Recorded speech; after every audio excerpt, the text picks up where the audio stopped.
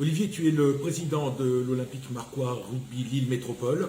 La fédération vient d'annoncer les procédures et protocoles d'accession.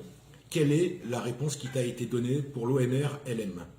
Ben, ça se voit peut-être pas sur mon visage, mais en tout cas, très très bonne nouvelle puisqu'on nous autorise à monter, en tout cas sur tapis vert. Alors, sous réserve de remplir les obligations administratives et financières que nous devrons rendre au plus tard le 15 mai à la CCCF et DNACG.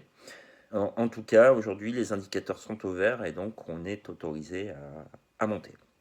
C'est quand même une très très bonne nouvelle que tu viens d'apprendre. Qu'est-ce que tu ressens après cette proposition d'accession par la fédération?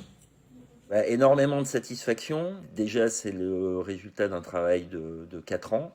Et pour moi, il y a une certaine forme de légitimité, hein, puisque sportivement, on domine notre poule depuis 2 ans. On est premier depuis 2 ans au classement de France des points. Donc, c'est juste le résultat d'un travail bien accompli. Quelles sont les conséquences immédiates pour le club? Qu'est-ce qu'il va falloir faire là tout de suite? Se remettre en configuration de préparer la saison prochaine, que ce soit sur le recrutement ou la composition de l'équipe l'année prochaine. On a déjà des pistes avancées, bah, il faut les réactiver et les finaliser maintenant. Et sur l'organisation structurelle du club, on travaille aussi sur le sujet. Ben voilà, il faut réaccélérer les choses. Et sur le plan financier, vous aviez déjà bien avancé. On avait bien avancé. Ce qui risque de nous manquer, c'est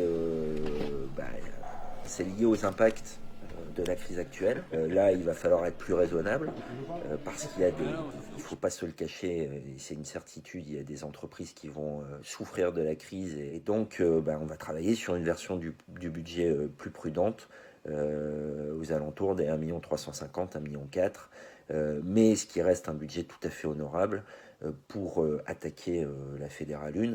Ma dernière question, elle est plus générale. On est dans un contexte, le club comme le pays, qui est très spécial. Quel message veux-tu faire passer aux gens? On a tous envie de ressortir, on a tous envie de se retrouver, on a envie de retrouver la famille rugby. Donc jouons le jeu, respectons les consignes de l'État, restez chez vous.